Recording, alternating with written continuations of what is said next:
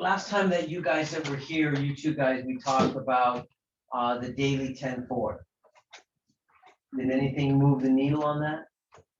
Oh, yes. Yes. Yes, talk to me about that. Share with us. You want to go first? No matter, I'll go first.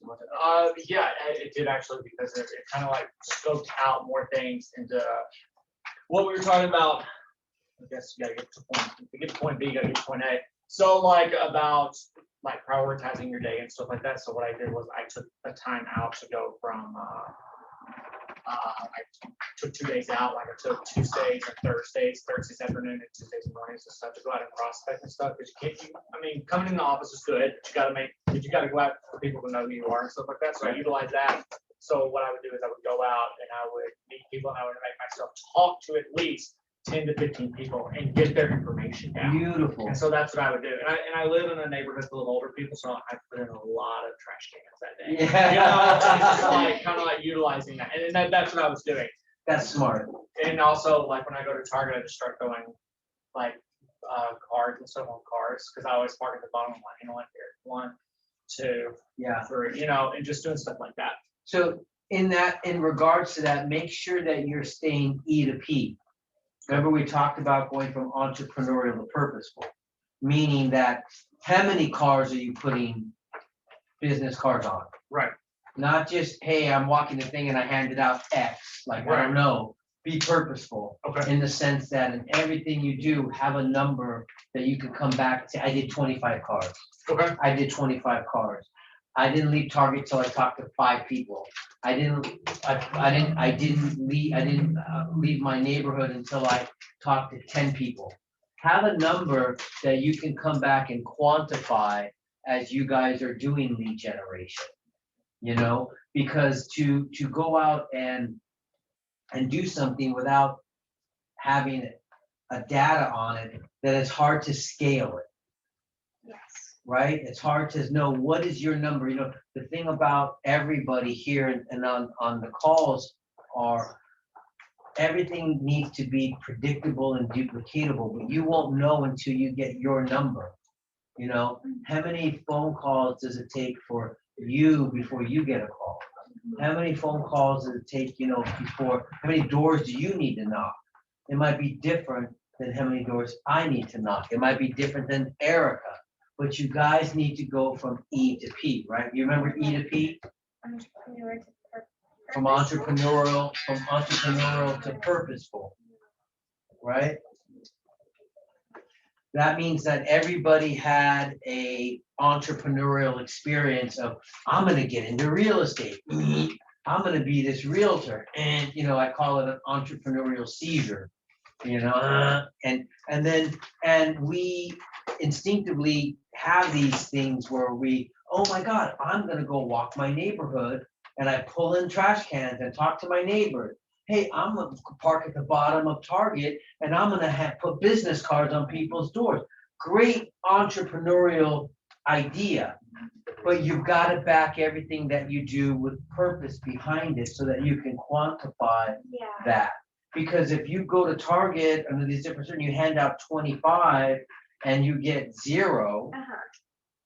I handed out 100 and I got 0. Well, now you need to go back and realize, hey, that doesn't work.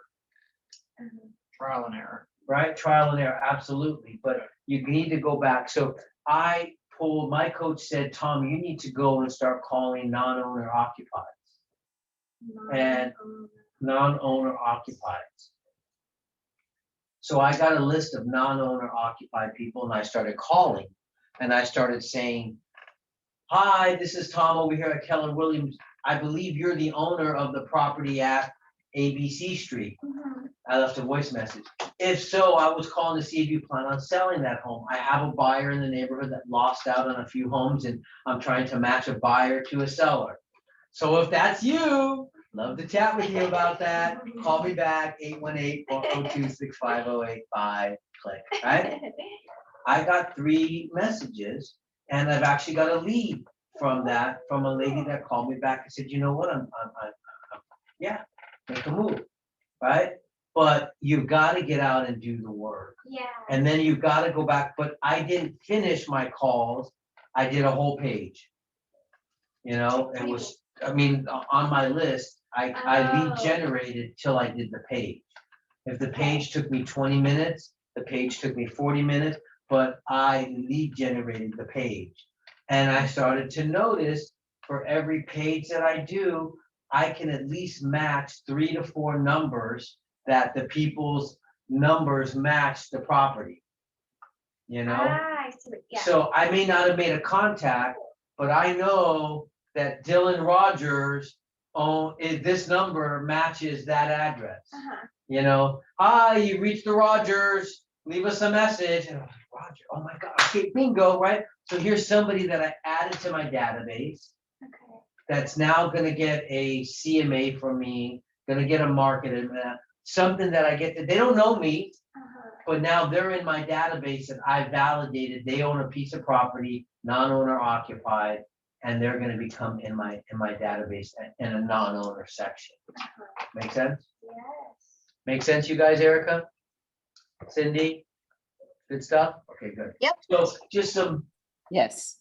good, just some stuff, you know, you guys gotta go. So remember your daily 10-4, it's adding 10 contacts to your database every day. Right? Making 10 connections, they kind of go hand in hand, right? I mean, if you have 10 people to your database, you probably made 10 connections, right? Making 10 handwritten notes a day. Yeah, I took your initiative on that whenever I got that idea from you. I talked to like 4, 5 people one day when I was walking around, a couple of cool people and stuff like that. So I was like, you know what, fine. So I brought in my letter and stuff like that, and I wrote out the notes like, hey, it was like good talking to you. Congratulations on your new baby. You know, hope you're keeping, you know, just something like funny, like hope you keep the earplugs handy. You know what I mean? Just something like that. I wrote it and I said, sorry for the serial killer handwriting in the back grammar. You know, put it in there, put a stamp on it, and I sent out 6 or 7 of those. Yeah, because I took the initiative what you said about that. And I was like, no, really, that works. Yeah, they can read it. It's great. And it's Send a out business card. 10 a day. Yeah. 10 a day. You know, you're moving the needle slowly. You're putting something out to the universe to get something back. Do 0. And what do you guarantee? 0. See the big donut, baby, for sure. 0. You're going to get 0. You know, every day you don't lead generate, it's every day you guys are going to get the big donut. Yeah. Guaranteed. You know, it's what you're going to do today to move the needle. You know, so Ignite is just something to add to what you're doing, but don't do Ignite and think that after the Ignite happens, whoa, deals are just gonna fall from the sky. It's not gonna happen. You know, you're gonna have to get a part-time job. You're gonna have to go do something else because you spend all this time doing nothing to move the needle in real estate. You know, what business are we in? Entrepreneur business. Okay, Self-employed. we're self-employed, but what business are we in? Working with people. Okay. Lead generation. Yes, Erica, we are in the lead generation business. What are homes, Erica? Products. Just our product, right? What do we sell, Happiness. Erica? Huh? Happiness. Right? We sell our service and our knowledge. Mhm. You know, I was on a retreat Tuesday and Wednesday, and this lady, she teaches emotional intelligence.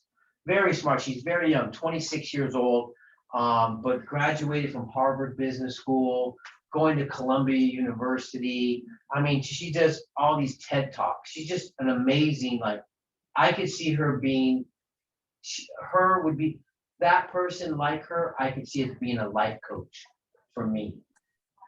Help me see the blocks that I can't see. But one of the things that she was saying was about business is kind of shit, I forgot where I was going with it, but she was in this workshop, she was just kind of talking about what we do in business and how we create a business. You know, and what she said was, good businesses find a problem to solve. Right? So if we looked at real estate, what's a problem that we solve?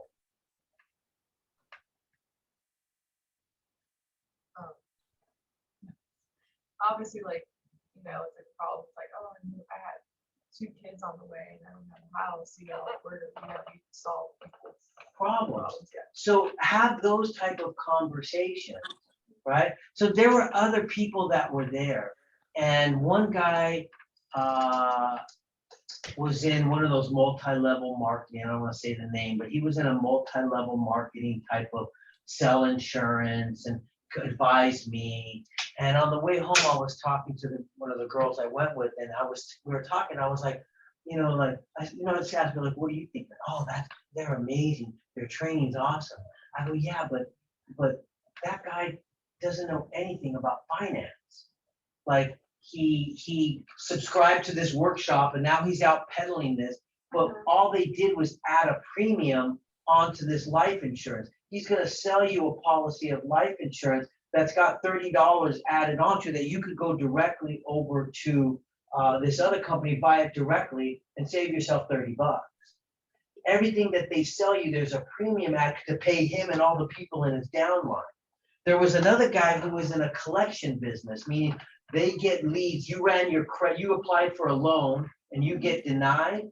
That lead goes to him and says, oh, you got denied because you extended your credit $20,000 of credit card debt. Well, let me help you get out of credit card debt. I will negotiate they're preying on people, to help. I'll negotiate. We got in-house attorneys. They're going to squash their debt, but they're not teaching them how to stay out of debt. Those people are going to go charge their credit card back up again. And I was saying, and they were pointing, well, we get paid, we're what makes them any different than us in real estate? And I said, well, I help people build wealth. I guide them in contracts. I help them move on to the next chapter. I get paid a one-time fee for my service. If these multi-level marketing said, hey, sit down with me, I'm going to charge you $500 and I'm going to give you a blueprint to help you get into financial freedom. Okay, but don't tax me over and over again and sell me overinflated products. So I guess what I'm saying is we are in a business that is truly here to help people build wealth and invest in negotiate contract. We're really in an amazing business that we can go to bed at night and sleep really good. We're not out searching for people that are over in debt, $20,000 worth of debt that we're trying to go back and charge them $300 a month to join our attorney service. So you know what I'm saying? Yeah. So it was just really interesting that one of the things I came away was really super confident about us and our business that we do. Yeah, we get paid really well. But if we know our inventory, if we study the market, if we sell our knowledge and our services to people, then we're well deserving of the money that we earn. Yeah. So just kind of something like that. But adding 10 contacts to your database, making 10 connections, adding 10 notes, previewing 10 homes. Did anybody preview homes since the last time I talked to you guys? I did it for something. Did you preview a house? No. Okay. Did you preview some houses? Yes. Yeah, good. Yeah, because there was, I have a meeting tomorrow, and she knows because she's been here with me. Dealing with this.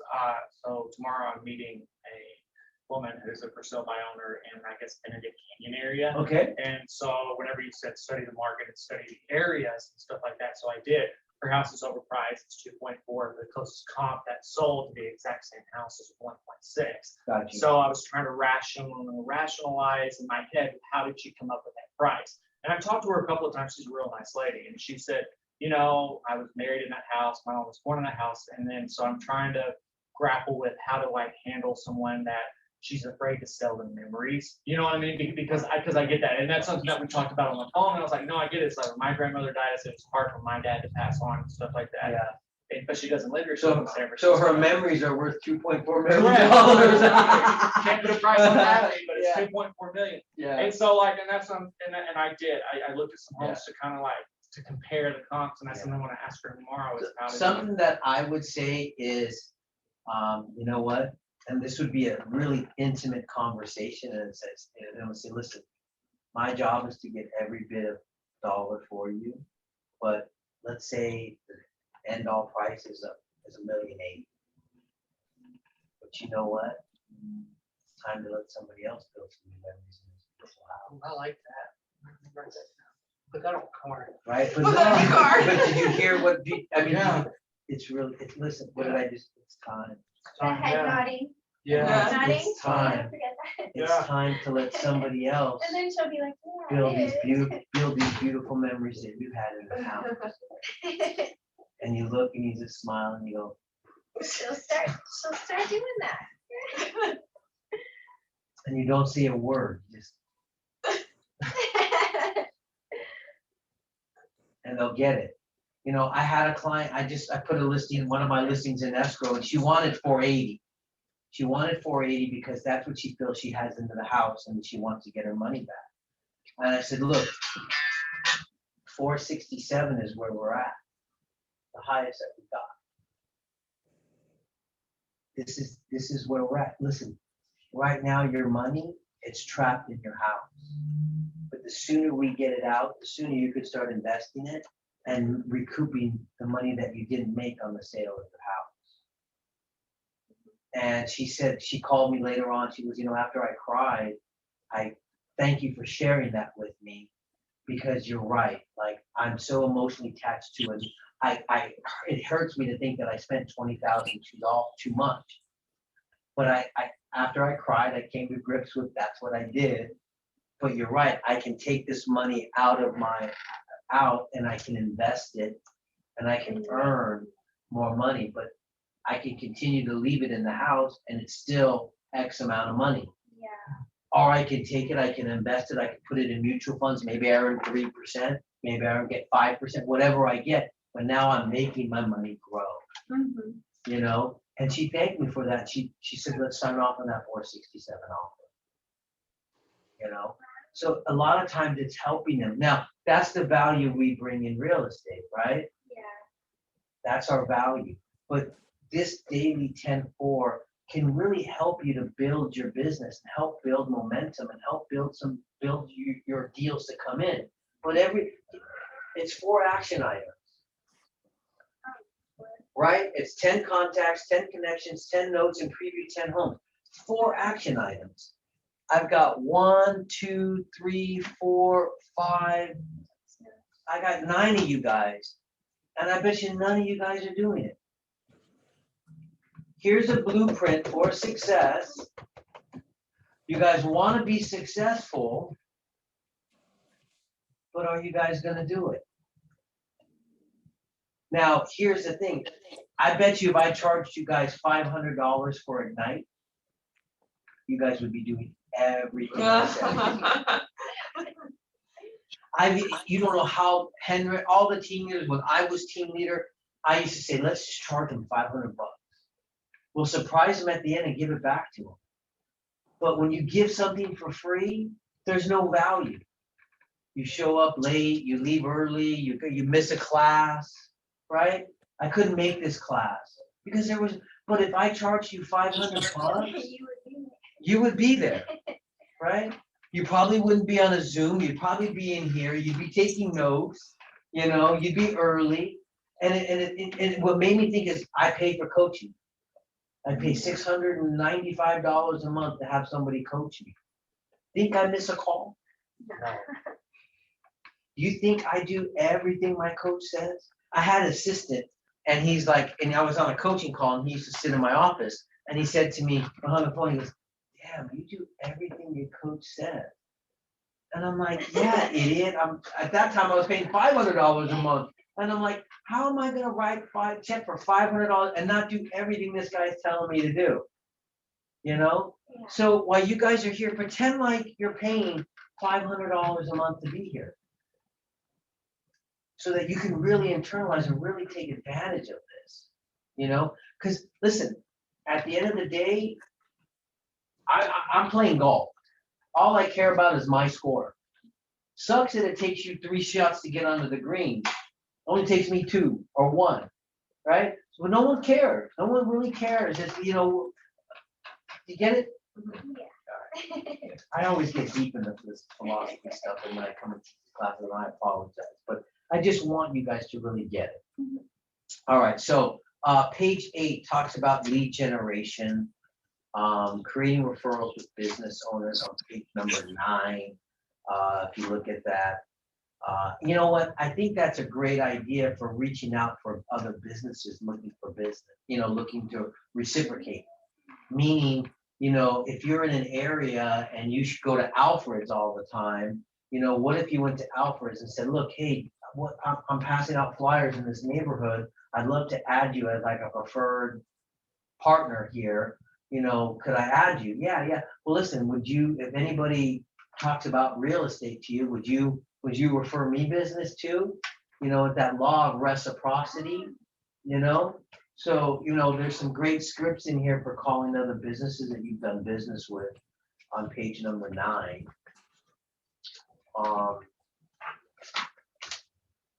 Page number 13, right? It talks about, in order to have success, the search process focus on these 3 steps. Find the right house, show qualified homes, bring your buyers to a decision. Number 1, find the right home. 92% of buyers use the internet to do their home search, right? There is no doubt that your buyers will be searching the internet on their own, but it's your job to help them identify which of the homes they actually worth the time to see, right? It says your thorough buyer consultation helps you to establish exactly what the buyers are looking for, and you're going to leverage the criteria using the online searches to find the several homes that are for your buyers to view, right? Set them up on a buyer notification, monitor what your buyers receive, and contact them when you find the property that they should see. And I think that this is important for you guys. I do set my clients up on a buyer search link. So if you met me and I said, hey, what are you looking for? 3-bedroom, 2-bath. I want to be in Granada Hill, 750 and below. I really like to have a pool. I'm gonna say, great, I'm gonna set you up a search link. You're gonna get a morning report every morning. I want you to log on and start favoriting those. And then, on Saturday or Friday, I'll start pulling them up and setting appointments for the weekend. We can get out on Saturday to start working out. What time would work better for you? I have a 10, I have a 1, and I have a 4. Right? So I start future pacing my week. I don't wait for Friday to start setting appointments for my weekend. I am already on Monday setting up my weekend showings. Right? Whatever I did this weekend on Monday, I'm already saying, okay, you want my 1 o'clock slot? And I'll put 1 o'clock there. Okay, I'll call, hey, I've got my 10 a.m. and my 4. Oh, you'll take 10? Okay, great. I've got 1 slot available on Saturday. It's 4 o'clock. Right? So during the week, I'm future setting up the rest of my weekend. I'm showing. And I'm using that search link to set that up. I'm also using that search link as a way for me to call them. So I'm not just waiting for them to favorite them. Every morning when I come in, I open up their portal and I look and I see 30 properties. And then I sort by days on market. And it says you got 5 properties that just hit the market that are 1 or 0 days on the market. Those are the ones that now I'm looking at to maybe call them and say, hey, I just saw this home on Kalisher, just hit the market. You know what? Let's go see it tonight. Why wait till the weekend? Yeah. Tom, I work late. You know what? I'll run out and go preview for you to make sure it's a winner for you. If it's a winner for you, then you know what? I'll see you after work, or we'll go out there tomorrow, or we'll set something up. I'll let the agent know that my client's going to love this house, But I use that search link myself as well to be able to use. That's my excuse to call them, as I just found this property. A lot of agents are very passive in the market, right? Hey, here's a link. Call me if you like anything. And you're just sitting back today, waiting for your buyer to call. Where are they? Right? Where are they? God, they haven't called me. They're not serious. Buyers don't know what they don't know. You need to educate them. You need to listen. My serious buyers are A buyers. But remember from my last time I was here, my serious buyers are In your car. In your in my car 3 to 4 days. 3 to 4 days a week. Yeah. right? So I'm already setting my clients up with this conversation. Hey, my serious buyers are looking at that link daily and are favoriting them. You know, how I've been successful with my other buyers is we've been in the car 3 days a week and they're favoriting their properties all the time. You know, how you get success is when your favorite title rep brings you a cold brew with nitro. But nobody heard that I did that. Yeah, I gave her the money for that, by the way. Thank you, Tamara. Of course. You know? Sip some gasoline real quick. Does that make sense? Yeah. Right? So your buyers need to be, based upon this, monitor, right? It says monitor what they're going and connect with them for the property that they should see. Listen, I talk to my buyers and I say, look, we're gonna go out and explore. Well, I don't know if I have all my down payment ready. You know what, let's just go out and explore.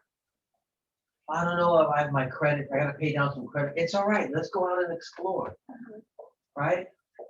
I can't tell you how many times the buyer found their dream home and all of a sudden paying down their credit card debt became super important. You know what I mean? All of a sudden when they saw themselves, oh my God, that pool is amazing. All of a sudden saving money got real important. But until I took them out and showed them real product, they were in a different place. A lot of agents are gonna be, I only take qualified buyers out. I only take them, you gotta be pre-qualified to get in my car. Sucker, you're missing out on an opportunity to build and get people motivated in business. You know? You guys are newer agents. What else are you gonna do? I got somebody I can put in my car, drive around, show, get used to opening the lockbox, get used to walking through property, get used to previewing 10 homes. How about previewing 10 homes with a buyer in your car? Oh my God, you just did two things at the same time. Hello, McFly, right? Like, you know what I mean? Like, you get this opportunity to do this. Why would you not be out there doing that? Oh, well, when you save up that down payment, you know, it's like, dude, you got to invest your time in building relationships with people and helping people get, we are consultants. We're consulting them. We're helping them get on the path to home ownership, you know? So think about that when you're talking. Let's just get out and go explore. Let's go look at neighborhoods. Let's go look at floor plans, you know? So that way, when they start saving up the money, now you already know. So I had a buyer, she needed to have 4 bedrooms. That was like a must. She had to have, they needed 4 bedrooms. Just it wasn't. Let's go out exploring. We found that all the 4 bedrooms, 1,600 square foot, the bedrooms were tiny. After a few of those, we realized we needed to bump up to 2,000 square foot, 4 bedroom homes. We would never have gotten there had I not took her out there and started exploring that 4 bed. So now anything that was 1,800 and less, we didn't even look at it anymore. We only focused in on these ones. Well, guess what? These ones were more expensive. So we realized that we had to bump up into a different price range. If you want that, this is what you're gonna have to get, you know? Another client, by going out and looking at inventory, helped her to get her house on the market. She was, I don't know, let's go out and explore. And as soon as she started to see that there are properties out there that she could see her living in, then the reality of, yeah, let's get my house on the market. This is awesome. But I would never have got her to that space had I not took her out and showed her property.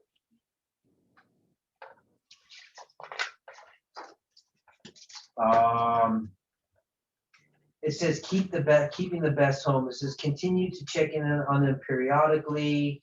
You know, if no homes meets their criteria, you may have to meet with them again to realign their expectation, right? Hey, I want a 4 bedroom, 2 bath house for $750. And the lowest house is $850. You might have to realign their expectations, talk to them about the payment differences. They might have to settle for a 3 bedroom. You might be looking at a condo. You might be realizing that they're not ready for home ownership just yet. If they're not willing to settle, then you might have to shake hands and part ways with them, or move them into an A buyer to a C buyer that you're nurturing and connecting with, because they're still clients, they're still humans, they still need some service. They can still refer you business. Yeah. So you don't want to just, hey, you're not qualified, next, and boot them out. You want to maintain that relationship with them, you know? It talks about when you find a house, check it in the MLS to make sure it's still available. In this market, man, more than ever, do you need to check a house to make sure. I mean, you're calling in the morning, and then before you go out and show it in the afternoon, you may want to check again to make sure. Yeah. How many, I called you this morning, you had 4 offers. How many offers you got in today? It's 3 o'clock, you know, and see where it is. You know, buyers will ask me, I'm looking for a deal. And I say, lady, the deal is being the buyer chosen. That's the deal, right? Price, good luck. You're gonna pay the highest amount of money. Right now, the deal is being the buyer chosen. That's the deal. And you know what? It's always been that way for the longest time in this market with less inventory. What is a deal? You know? The deal is being the buyer chosen. That's the deal right now in our market. But always, so when I find a list of properties, the first thing I'll do is I'll call the broker. And I'll say, hey, it's Tom over here at Keller Williams, just checking availability on your listing on ABC Street. Yeah, it's still available. Great. And look at any offers in yet? No offers in yet. Okay, great. I'm going to show it today at 4. Is that okay? Yeah, that's fine. See you at 4 o'clock. Okay, great. Is there a super box there? Are you going to meet me there? Seller going to be there to let me in? I'll kind of ask those kind of questions to find out how I gain access. I may ask, where's the super box located?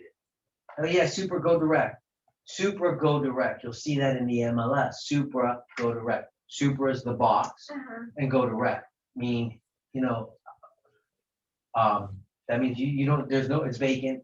Just go direct whenever you want to go. Oh, okay. So when I pull a list of properties up, let's say they want to see 3, and it's like, man, I don't know, 3. Drive all the way out there to Woodland Hills for 3 properties, like. Hell, and I'll tell my son, Matt, hey, throw me some fillers. Pick some other properties that are similar so that I can at least get 5. I'm gonna drive out to Woodland Hills. I just don't want to show 3 or 1.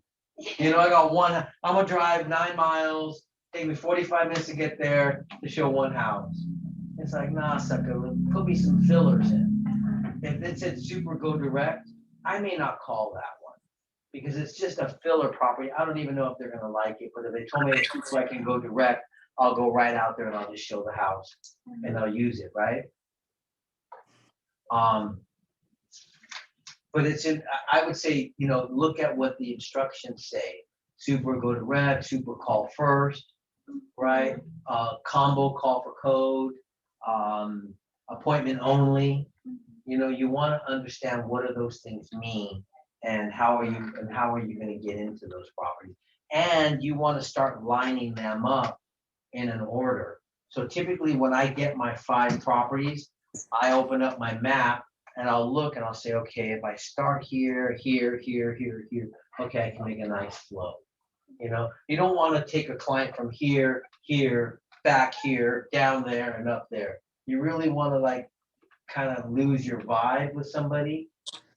Drive them in a scattered, you know, there's just something about the human nature. We just want to naturally flow in a row like that, you know? And then I'll say to them, look, meet me at the first house and you can follow me from there, right? You don't know somebody really. It all depends on your nature, but getting someone in my car and having to make that awkward talk about, so how about them Dodgers? You know, it's just like awkward, you know? Maybe once I get to know them and we're buds and we're like, man, you're super cool. Let's go. I'll pick you up. What are you doing? Yeah. But in the beginning, I'll say, look, you know what? I have another appointment after this. So why don't you meet me, follow me around, that way at the end we can circle up. I know you're probably busy too. I'm nodding my head, yes. And they're like, yeah, I'm busy too. You know, most of my buyers are really busy after a show, you know, and during the day. So I've learned just to meet me, follow me around, and that way we could go our own way from there.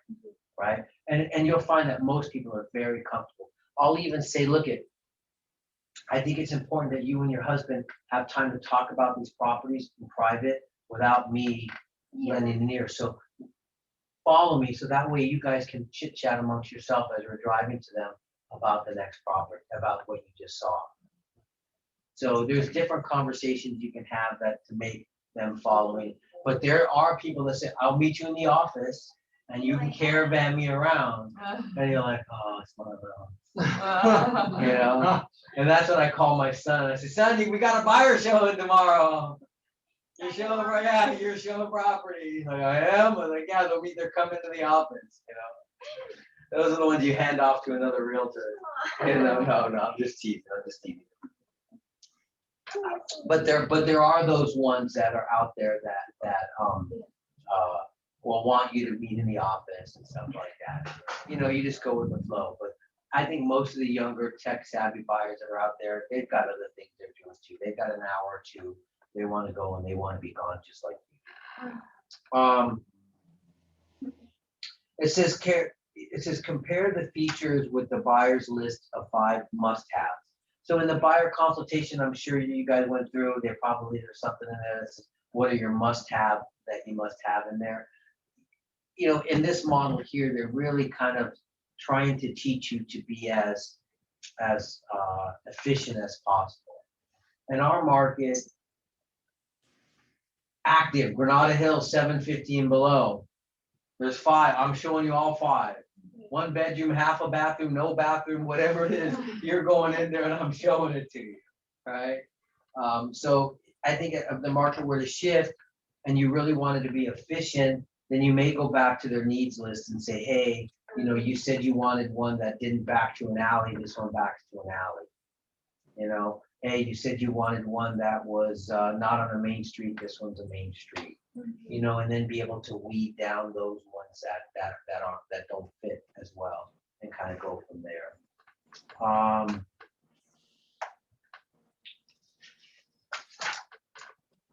Showing homes. Look for showing instructions in the MLS. Always call the listing agents. Set the home tour date with your buyer. Try to give a 24-hour notice if possible. Check with your buyers to make sure they have the earnest money ready if necessary. What does that mean? Well, what does that mean, earnest money? What is that? Oh, Good faith deposit, How much is that? 3%. 3%. Yes, good job. Someone paid attention in the contracts class. Bingo. Right. Why is it 3%? Sure looks good. You like that? Barbell, bro. Hey, it looks small, dude. Erica, why is it 3%? No clue? Wait, is No it clue. No clue. Sorry. with liquidated damages? What is Yes, that? because of liquidated damages, exactly. When you look at liquidated damages says, if you back out of nobody's fault but your own, you would agree to give up to 3% of the purchase price as default to the seller or whatever deposit that you have into escrow. So as agents, we try to collect that 3% deposit so that if things did go wrong, the seller could get the maximum amount of money entitled as a cancellation fee. You know, now there's plenty of times, like I sold a house in Panorama City and they opened up escrow with $5 grand. And they should have opened up with $9 grand. But all they had was $5 grand. They were getting gift money for the difference.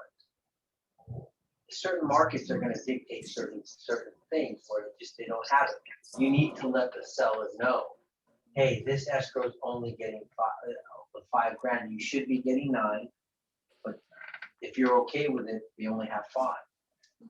You know, the worst thing you could do is not tell them. They go after liquidated damages, a cancellation fee. They get the $5 grand. They go out to dinner with their friend. They say, well, how come you only got 5? You should have got 9. My agent didn't tell me that. My agent defrauded me. My agent didn't represent. Now they're coming after you. And guess what our in-house attorneys are going to say? cut them a check for $4,000 so that they'll go away. Because you didn't let them know that they should have got 9. And you let them only get 5, and you didn't let them know that.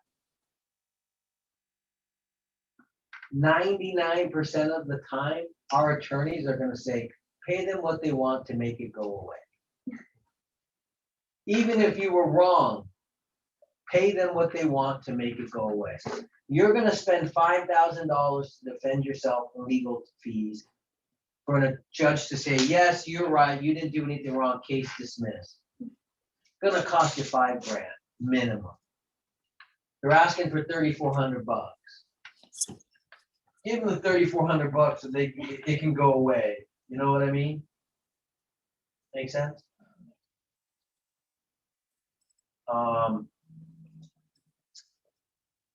Determine which route to take. We talked about that. Arrange to meet your buyers at the office in front of their home or in front of the first home that you'll be touring. Print out 2 detailed MLS sheets. That might not be a bad thing to do. Hey, here's you keep the agent version for yourself and the customer version for them. There's I think Cloud CMA has a touring thing that you could use where you can plug in the address of the MLS number and it'll print that for you. And it's a really nice way to give them, and it gives them like a notes page. So when you meet with them, you could give them this and say, hey, here is a list of all the properties that you're going to be seeing today. They have a note page at the back of everyone, so you can make any notes and stuff like that for them. I think we're such a fast-paced market right now that I like it, write it, okay, let's go. Like these days, well, yeah, bedrooms were nice and spacious. Like, sucker, you got 3 homes to choose from. You know, like there's not enough inventory for you to take any notes. You know, you take a picture in your brain, let's go. You're writing an offer on this one, sucker. Like you ain't got no choice, you know. But in an era of there's 50 homes in the market to choose from today. Today we're going to see the first 10, and I got 40 more. Having something like that for your customers is really nice. It's all about the experience. You know, if they had experienced another agent and they didn't feel, and then they meet you and you gave them this tour sheet, that might be like, oh my God, why did my other agent did me dirty? I could have had this tour sheet. And you just sold yourself and hit a home run. I went on a listing appointment one time and my assistant packed in. Typically when I take a listing, I get the listing agreement signed and I get the hell out of Dodge. Like I gotta go, you know. We'll do disclosures when we get it in escrow. But my assistant put in the SPQ and the TDS. So when he opened it up, he's like, oh, what's this? Oh, this is the TDS. You know, we need to fill this out so that I know everything about your house. I mean, how am I going to describe your house and know what works and what doesn't work if you don't fill this out? Oh my God, Tom, my other agent didn't do this. You are the best. Oh my man, I can't believe that and I'm going, okay, it's gonna take another 45 minutes here. But he thought I was a rock star for doing that, you know? And it just happened that my assistant at that time thought, oh, this will keep home, you know? And I was like, worked out to be the best thing ever. So you got to find out what works for you. Like, you know, what, like, are people, you know, like, I think if you're an analytical, you're probably attracting other analyticals that are going to like things like that. But me, typically, I'm a high I personality, so I'm very social and, hey, what's going on? And get in and get out. I think most people are happy to see me get in and get out too. Like, Tom, thanks, get the hell out of here. Good, I'll see you in a bit, bro. Deuces, let's go, you know? So I think you gotta match what personality is like that. But if you got somebody who's a high I like me or a high D like me, and then you pull out 4 pages of disclosures, they might ask you to leave and cancel your listing. You know, so you got to be careful on how you're looking at that, right? Page number 18 talks about the checklist that you have here. Talks about the view, lot size, comments. I mean, you could probably give them a checklist, something like this for them. Again, I think this kind of data really applies to a different market that we're in on page 18. It talks about page 19, talks about touring the home. You know, ring the doorbell, obviously, even if you know the home is vacant, you know, it's not a bad idea to knock. You don't know if there's another agent in there or homeless guy or, you know, whatever in there. A squad. So I'll tell you a story. I went and showed a house and opened up the door, came inside, and the heater was on. And I was like, damn, it's warm in here, like, you know? And it was nighttime, it was like 6 o'clock and the sun had already went down. And we walked in, we're showing the house, and I went to a bedroom and the bedroom door was locked. And I was like, that's weird. And then as we circled back through, the door was open. And I was like, wah, wah, wah, wah. Some homeless dude jumped in the window of the house, turned on the heater so he could be warm. Here comes Tom with his clients to show the property. He locked the door, opened the window, and unlocked it and hopped out the window and left.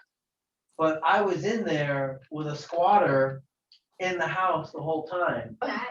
Yeah. So definitely want to, you know, and then what we'll say is broker, you know, typically we'll say broker, identifying ourselves as an agent. Hello, knock on the door, broker, and then you walk through the house, you know? Yeah. I normally always will say, so what did you think of this house compared to the first house? Oh man, I like the first house better. Good, I'm gonna put a smiley face by the first house. Let's go see the next house. So compared to the first house, what do you think of the third house?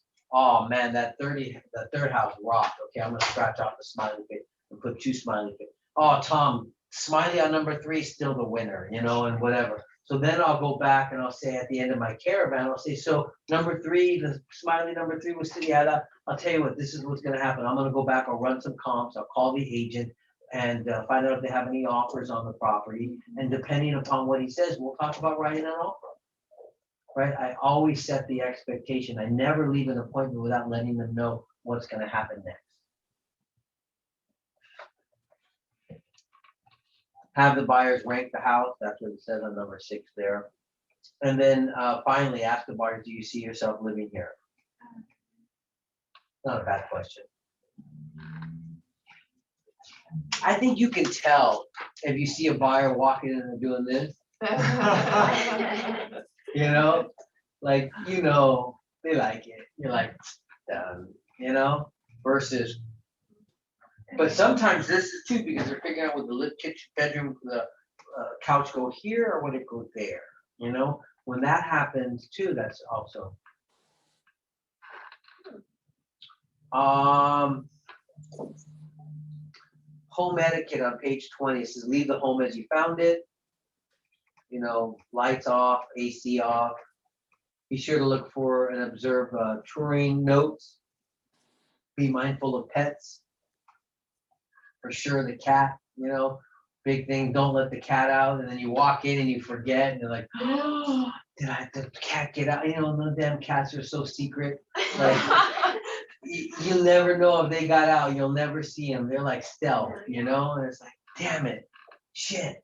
I'm walking around the front of the looking for the cat, you know. Like, yeah, it's like worst thing ever. You want to ensure you're not the buyer chosen. Be the guy that let their cat out, you know. Leave a card on the counter. You know. So I tell the story. One of my first homes I showed, right after the '94 earthquake, we were doing leases because FEMA gave everybody vouchers to rent properties if their home was displaced. So it was like, dude, you were making like $600 a day showing leases. It was just gravy. So it said unit on Reseda Boulevard, unit number A. So I go up, I'm brand new agent, I go to unit number A and I don't see a lockbox, I don't see anything, I don't know any better. I was like, I tell the lady, maybe the key's underneath the doormat. I open up, what's underneath the doormat? A key.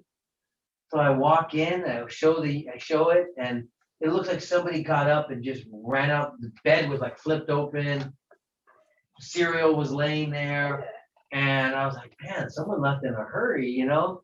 She's like, Tom, this is a good unit, I like it, I'll take it. So I go back, I leave my business card on the table. I shut it up, lock it up. I'm driving back. I call the agent. I said, hey, my client liked unit number A on Reseda. I go, when is this tenant moving out? She's like, Tom, my unit's vacant. And I was like, somebody moved into your unit.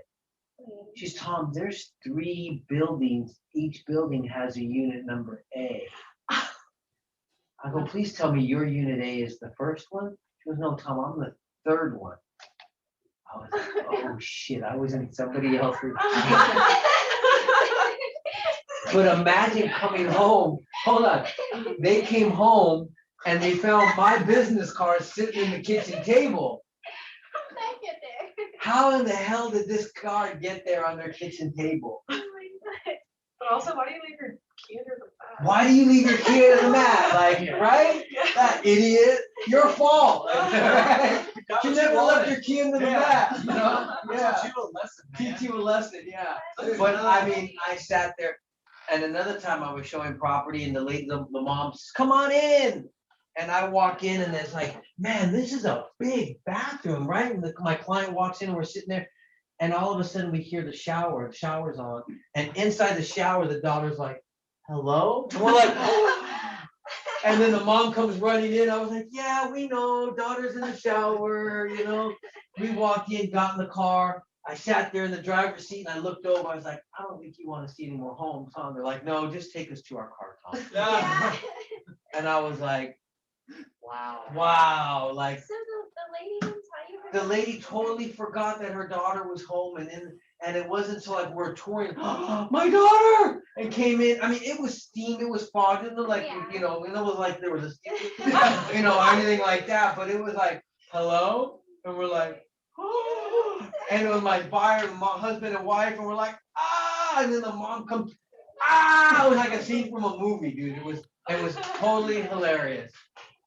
So yes, make sure you're going through, open up windows, look for stuff, definitely, check for daughters in the shower. Yeah, sorry. That's funny. But yeah, it happens. It says page 22, recognize buyer signals, body language, asking about seller's motivation, asking about detailed questions, visualize furniture, comparing it to other houses, discussing paint, sitting down in the house, being protective, not wanting other buyers to see it, asking for a second showing. The last one, raising objections. How could that be something that they like the house, but they're raising objections?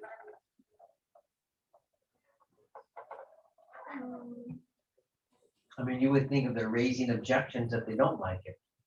But sometimes raising an objection, man, the kitchen's a little small. Like, what if they wanted more of an open floor plan, like they like the house, and they want to be like, hey, can we take out this wall to make it more like an inflow dining room, so it's not separate, so the Sure. mom that's cooking, Sure. so the kids can sit there and watch their kids while they're watching. Absolutely. So would that be an objection? Well, I think the objection would be, man, the kitchen seems a little closed off. Yeah, but we could take out this wall. Yeah. Right? So I think the objection would be, oh, something like that. Man, this bedroom doesn't have a bathroom attached to it. It's an objection, but it means that they like the house, it's just missing something. Mhm. They like the floor plan, just missing something. So other than that, is there anything else that would keep you from buying the house?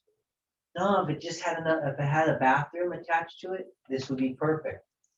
Oh, so this floor plan works for you. Tom, I really like the floor plan. So all I really need to do is find this floor plan with a bathroom to it, and this would be your house for sure. Bingo, you just narrow down what they're looking for, right? When you get an objection, you always want to isolate the objection, right? You always want to isolate an objection. So what do I mean by that?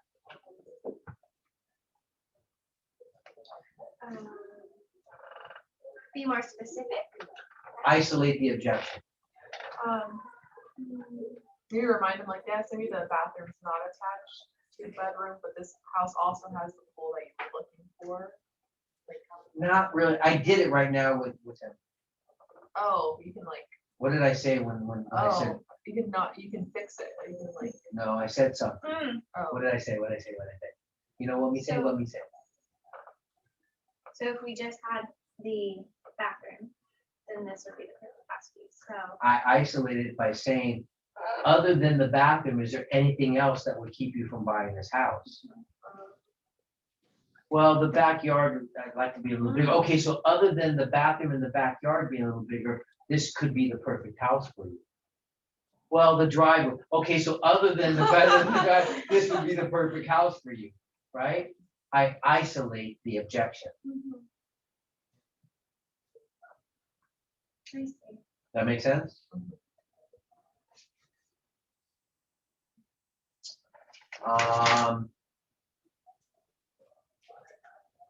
Page 24 talks about bring your buyers to a decision.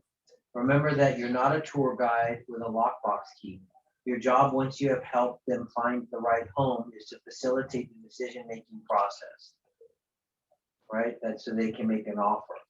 I think that's really important. So you need to, have you guys, do they ask you guys to do a disc test here as new agents? No? You guys should all get on to Anthony Robbins and do a disc test. Do Anthony Robbins disc, D-I-S-C. So a disc test tells your personality profile. Typically, real estate agents, most people are high in 2 areas. D stands for dominant, driver, direct, discipline. You know, I stands for influencer, social butterfly. Hey, oh my God, how you doing? Did you see that movie today? C is compliant, attention to detail, bookkeeper, loved it. We're taking a test. Oh, we're taking a test. I'm excited, right? Right? S is going to be stability, steadiness, think repetitive. So when we look at our personality profiles, most real estate agents are high in 2. We're only high in our D, and we're only high in our I, right? So, where was I going with this on this thing here about the lock? So a lot of agents that don't have a high D. So normally people with high D personalities, like my guy Sonny upstairs, he'll fly open my door, sign this. Not, hey, how you doing? Sign this. Loves me, my best friend. Sign this. High D personality. Just get to the point, give me the goods, sign this, thank you, and walks out. Loves me. It's high D personality, right? Then there's a high I D personality. Mean I'm gonna walk in, oh my God, that orange, I bet you that orange is really good. Huh? Good. Hey, can you sign this for me? Right? Sure. I'm gonna lead with my I. And then I follow. My whole mission was to get you to sign this. But I'll walk in and say, oh my God, orange. Look, oh my God, you got orange shirt and you're eating an orange. That's amazing. Hey, could you sign this for me? Right? I'm gonna lead with my I. Right? So you want to look at your personality. Most agents, if their D isn't high enough, they are going to go on an appointment. They're going to say, well, you know, if you liked anything, let me know. See you next week, or we'll keep looking, right? You need to put on your D hat. My son doesn't have a very high D. So when he goes out, I have to tell him, make sure you put your D hat on. And at the end of the caravan, you ask them, hey, did any of these houses, did you want to ride on any of these houses? Which house did you like the best? Let's talk about putting an offer on that. It doesn't come natural for him, but I have to remind him to wear his D hat, his dominant driver direct hat, because it's not in his nature, right? You need to look at your profile to see, listen, if every day you come into this business and you're not a high D personality, and I'm pushing you to put your D hat, hey, you want to buy, you're not going to be happy here. You're not going to be happy in this business. You will get frustrated and you'll probably not last. You'll go do something else, right? If you are an SC personality, you might be perfect for a team. You want the steadiness of a paycheck. You want to know the same thing is repetitive, and your attention to detail is really good. You might be a good administrative assistant. I'll pay you 10 grand a month because you'd love to come in here. My paperwork's done. You make no mistake. A high I, high D personality. Looks good to me. Print it. Address was wrong. Price was wrong. Wasn't even the right photos. Look good to me. Let's go. I got other shit to do. I'm a high D, high I personality. I don't give a shit what that thing said. It's good. They're all gonna throw that shit in the trash anyways. Who cares? Right? My seller called me. That's not my house, Tom. You know? Oh, sorry. You know? So when I'm hiring somebody to be on my team, I want somebody who's gonna be that high C, high S personality for me. Right? But if you're not a high D, high I personality in sales, it's gonna be a little challenging for you. Doesn't mean that you can't do this, but I'm gonna tell you that you're probably gonna want to attract clients that are also high C, high S personalities. If you're a high C, I'm probably gonna tell you go after accountants and engineers, because someone like me is gonna walk into their house and then be like, oh no, you're too low. And a high C person is gonna say, look, this house is $670 a square foot and it sells for it. You're all analytical, and they're gonna be, oh my God, she was amazing. You know? And Tom walks in and goes, oh my God, your orange shirt, that's amazing. And they're like, oh, too much energy. Right? So there are people for everybody. Yeah. It's just, you're just gonna have to go out and find out who's like you when you go out and search for real estate. But if I'm putting you to lead generate every day and you don't have a high I or high D personality, lead generation might be a struggle for you. You know, you might find that I'm frustrated because high D personality is like, that was 100, I'm at 105, I got to get to 115, and I know a lead's coming. Let's go, let's do this, right? They're a high D, they're in it to win it. So is it dominant, driver, and Dominant, driver, direct, you know, those are your high D personalities. I is gonna be influencer, social butterfly. S is gonna be stability, steady paycheck. You know, love to come and sit at a desk and do the same thing over and over again. C is gonna be compliance, attention to detail, you know, bookkeepers, stuff like that, accountants, things like that. They're high C personalities. You know. So understanding that, you know. Page number 25 also shows at the bottom the pros and cons. You know, I'll do this with clients too. I call it the Ben Franklin, right? You put the pros on one side, the cons on the other side about the house. And if the pros outweigh the cons, then you're going to write on that house. You know, so let's put all the pros on one side of this house and all the cons. And I'll tell you what, if the pros outweigh the cons, I think we should make a move on this house. But if the cons outweigh the pros, then we'll probably pass on this house. It's a good way for you to get your clients to start getting used to understanding. And make sure you show them some ugly houses too, because if you only show them the good houses, they're all gonna say, keep going, you're doing a great job, right? Show them some dogs. Tom, Yeah, hey, about the pros and cons, is that the reason you're trying to isolate the objections to get them where they might agree to that house? Or is it to isolate for the next showing? well, I think it could work for both, just like you said. I think it can help you to isolate objections. So if you saw that there were only 3 cons and there were 5 pros, you could isolate each con to talk about how you could overcome it. And then could show them that this really has 5 of the things that they're looking for and only 3 things that aren't there and could be fixed, and you could still make a move on this house. But ideally is to get buyers to understand that if there's more positives than negatives, then there's a good chance to write an offer on it. You can see my hands. Yeah, you can, I see the hands. yeah, there's a good chance to move in this direction versus that direction. Got it. Thank you. Yeah, great question. Page 27 talks about always setting the next appointment. And I think I brought that up to you. Never leave any conversation that you have with anybody without saying this is what's going to happen next. If you're on the phone with somebody and you say, hey, great, this is what will happen. I'll probably call you in the next couple of days. Hey, I'll probably send you an email. Never just say, okay, hey, talk to you in a bit. Always set people up for the next expectation in everything you do. there's some objections. You know, what if the price drops? We want to sleep on it. So we have a BOLD training, BOLD. It's a training that Keller Williams puts on throughout the United States, all over the world now for all our Keller Williams. And one of the trainers, his script, and it was worth $1 million.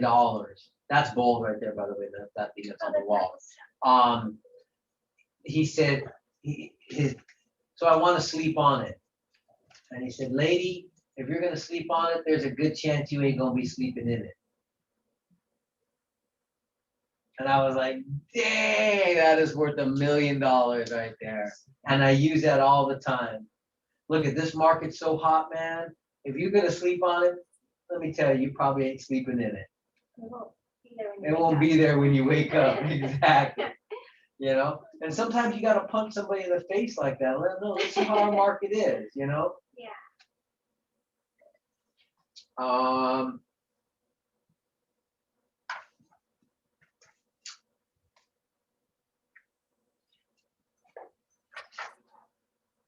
I think that's really it, right?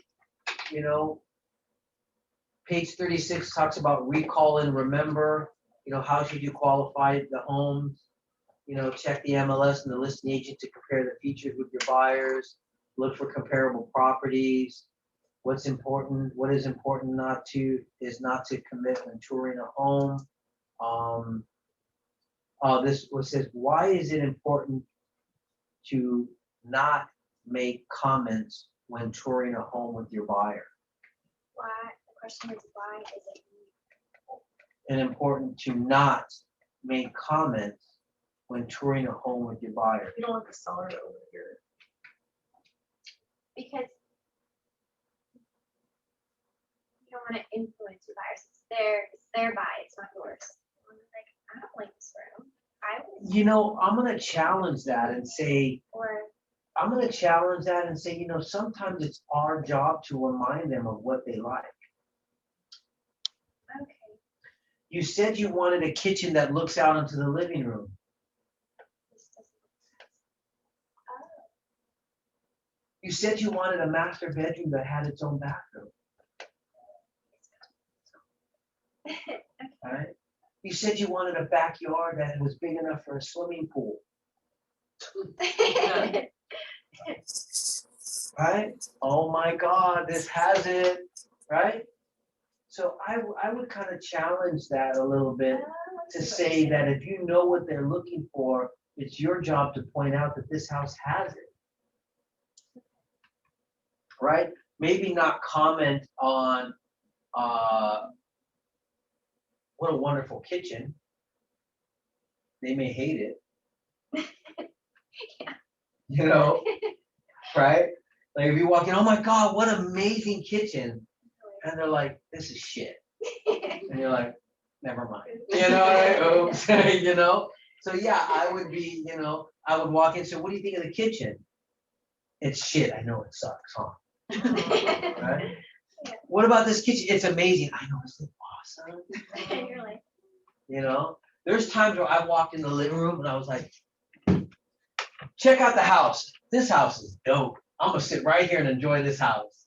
And they're looking at me and I was like, I love the house. I think it's awesome. I'll sit right on the couch and just like that. And it's like, damn, look at Tom. He's already made himself at home. Like, this is your house, guys. This is sit right here. And you know, like I knew it had everything they wanted.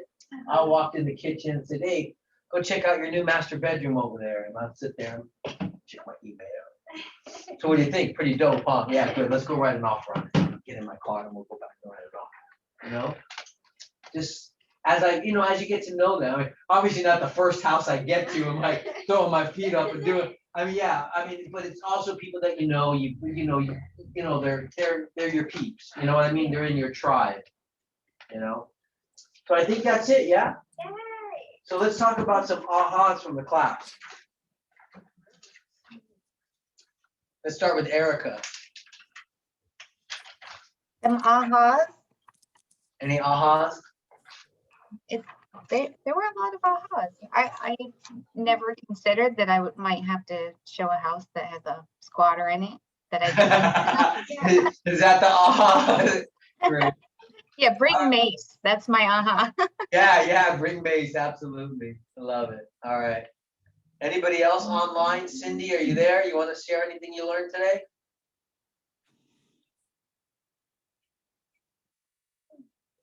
Cindy, you're not even there no more.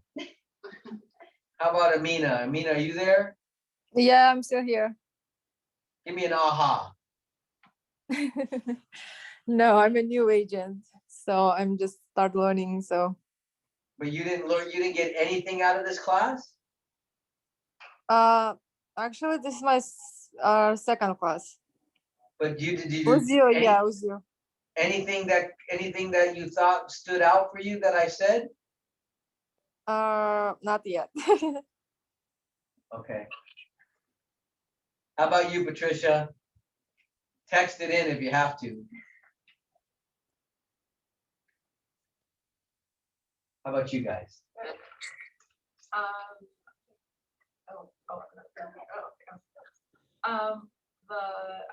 Oh, the printout two detailed MLS sheets, I don't know how helpful that was. Obviously, if you have a copy, they can have a copy, and then you can go back and forth, and then just like the 3% earnestly deposit. Okay, So, good, yeah. good.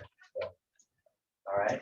I like the emphasis on, like, whatever step you're on, it's always you're leading them to the future. Like you said, appointments, if it's Monday, appointments on Saturday, and I have this time available, or I've already previewed this home, or you say I'm going to, and then let's set, I like the emphasis on that. So Beautiful. it's always building a path for yourself, so you're not Yeah. coming to work the next day or for the week. And like, what do I do this week? Yeah, You have things to follow up on. awesome. So it, Very early on, I learned that I had to set my weekend during that 5 days of the work week was to set up for my weekend, and I probably took, if I knew I was going to work the weekend, I'd probably take Tuesday and Wednesday or Wednesday and Thursday off. And that was my downtime. oh, I see. So you don't want to work 7 days a week. You know what I mean? You need some time to chill and recharge your batteries. So typically most real estate agents will take Wednesday and Thursday off or half days, Mhm. That's a good thing to know. The personality test. Okay. So kind of nervous about that, but I'm definitely gonna take that. Second thing is the emphasis on the different area. You know how you're talking about, oh, you wanted a pool, you want a big enough backyard for a pool, look at that right there. Or like, you wanted an open floor plan. Yeah, check out your bathroom. I was like, okay, I get that with that.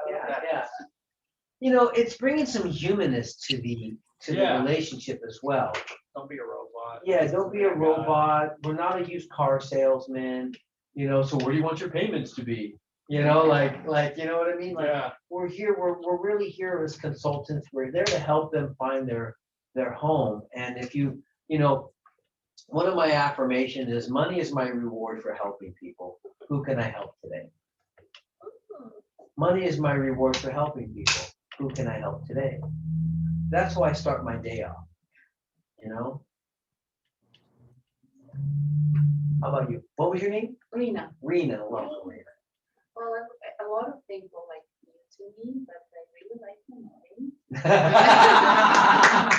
I love it. I love it. Yeah, The to list, when you print out, if I never heard of something. very good. And the personality test. Okay, yeah. Mhm. So we used to offer it here. I don't know what happened. We used to have a personality test that we gave all our agents as new agents come in, that we did. I don't know what happened or what stopped it. It cost us a lot of money as a company to pay for it, but I think Anthony Robbins' website still offers the disc test and stuff like that. But it's definitely something that you guys should know your personality and also learn other people's personalities so that you know how to talk to them. If you see somebody that comes in and they're very analytical, you want to be able to shift and be able to go, hey, welcome, this house is 3-bedroom, 2-bath, it's $687 a square foot. The area probably sells for about $725, so it's really reasonably priced compared to the area. So match their personality. Absolutely. Your ability as an agent to shift. I'm a high I. But if I see you walk in super analytical, I can shift in a heartbeat. I can't live there. You know what I mean? I can't wake up every day and be this analytical. If this was that type of job, I probably wouldn't be in this industry. You know what I mean? I can't live being a high D either. You know, I can put that hat on when I know that I need to, and I'm consciously doing that. But I live in that high I personality, and I love it. And I can wake up every morning excited to go to work, because that's for the most part where the human connection is. And while I'm sitting with agents and we're having lunch and we're talking and stuff like that, that's where I'm in my element, you know? So it's about understanding your personality and then being able to understand other people's personalities so that you can shift into that stuff. Cool beans? Yes. All right, I got 10 minutes before my coaching call. Thank you guys for attending online Zoom. Appreciate you. Thanks, And Tom. Thank get the you. next class. Okay.